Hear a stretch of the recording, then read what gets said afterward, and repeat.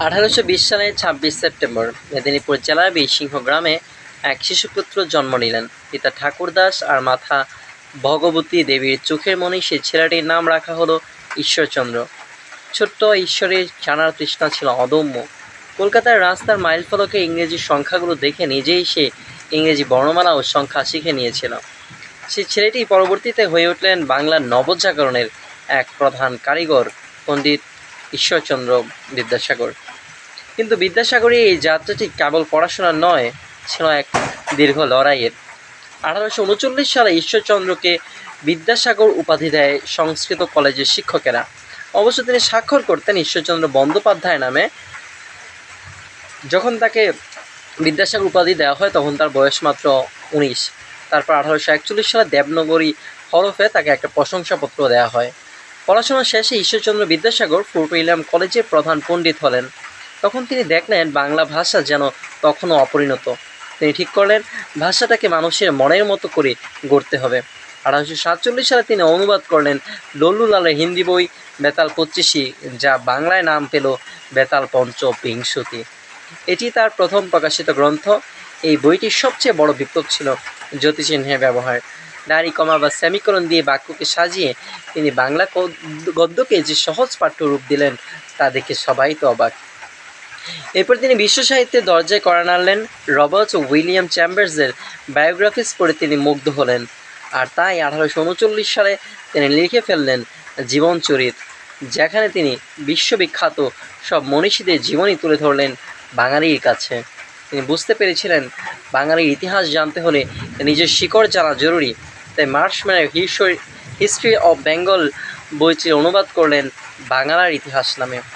তিনি যখন কালিদাসের অভিজ্ঞান শকুন্তলম থেকে শকুন্তলা 1854 সালে বা শেক্সপিয়ারের কমেডি অফ অ্যানোর্স থেকে ভ্রান্তিবিলাস 1869 সালে অনুবাদ করলেন, তখন মনে হলো না সেগুলো বিদেশি কোনো বই, মনে হলো এগুলো যেন আমাদেরই ঘরের গল্প।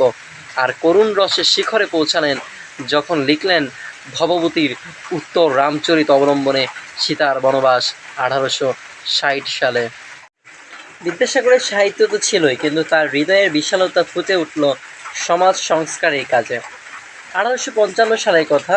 সমাজের রন্ধ্রে রন্ধ্রে তখন কুসংস্কার, বিশেষ করে বিধবা নারীদের উপর যে অমানবিক আচরণ হতো তা বিদ্যাসাগরের ঘুম কেড়ে নিল। তিনি কলম ধরলেন এবং লিখলেন বিধবা বিবাহ প্রচলিত হওয়া উচিত কিনা এতদ বিষয়ক প্রস্তাব 1855। চারিদিকে হইচই পড়ে গেল। রক্ষণশীল সমাজ তাকে এক ঘরে করতে চাইল। এমনকি রাধাকান্ত দেবের মতো প্রভাবশালী ব্যক্তিরা তার বিরুদ্ধে দাঁড়িয়ে গেল। তিনি দমে না গিয়ে পাল্টা যুক্তিতে লিখলেন অতি অল্প হইল ও আবার অতি অল্প হইল, যা তিনি লিখেছিলেন পশ্চাচিত উপযুক্ত ভাইপু ছদ্মনামে। শেষ পর্যন্ত 1856 সালে 26 জুলাই বিধবা বিবাহ আইন পাশ করা হলো। তখন লর্ড ডালহৌসির শাসনামল।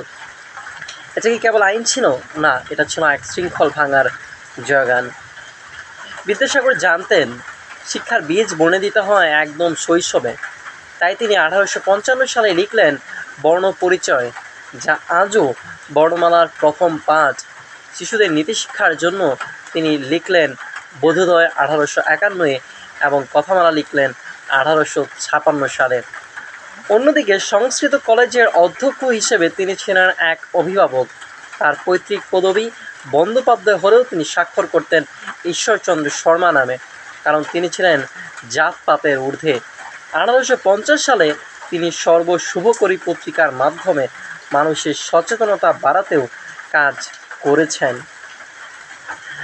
শেষ অধ্যায়ে আমরা কথা বলব বিদ্যাসাগর চরিত নিয়ে। জীবনের শেষ দিকে এসে নিজের স্মৃতি আর অভিজ্ঞতার ঝুলি থেকে তিনি লিখলেন তার অসমাপ্ত আত্মজীবনী বিদ্যাসাগর চরিত 1891। 1891 সালের 29 জুলাই, যেদিন এই মহান মানুষটি পৃথিবী থেকে বিদায় নিলেন, সেদিন বাংলা ভাষা এক অভিভাবককে হারালো। তিনি রেখে গেলেন তার অগণিত সৃষ্টি আর রেখে গেলেন তার লড়াইয়ের গল্প। আজও যখন আমরা বাংলা গদ্য পড়ি তখন বুঝতে পারি এই যে ভাষার সাবলীলতা, এই যে যুক্তির স্পষ্টতা, এর মূলে আছেন সেই বীরসিংহ গ্রামের ছেলেটি, যিনি শুধু বই লেখেননি, তিনি লিখেছিলেন এক নতুন আধুনিক বাংলার ইতিহাস। পরীক্ষার প্রস্তুতির জন্য মনে রাখার জন্য শেষে আমরা একটু ছোট্ট করে পড়াটা রিভিশন দিই। ঈশ্বরচন্দ্র বিদ্যাসাগরের প্রথম প্রকাশিত গ্রন্থ হচ্ছে বেতাল পঞ্চবিংশতি 1847 সালে। পত্রিকা হচ্ছে সর্বশুভ করে 1850 সালে। ব্যাকরণ গ্রন্থ হচ্ছে ব্যাকরণ কৌমুদী। প্রথম মৌলিক গদ্য হচ্ছে প্রভাবতী সম্ভাষণ। প্রভাবতী নামের একটা মেয়ের মৃত্যুতে তিনি লিখেছিলেন।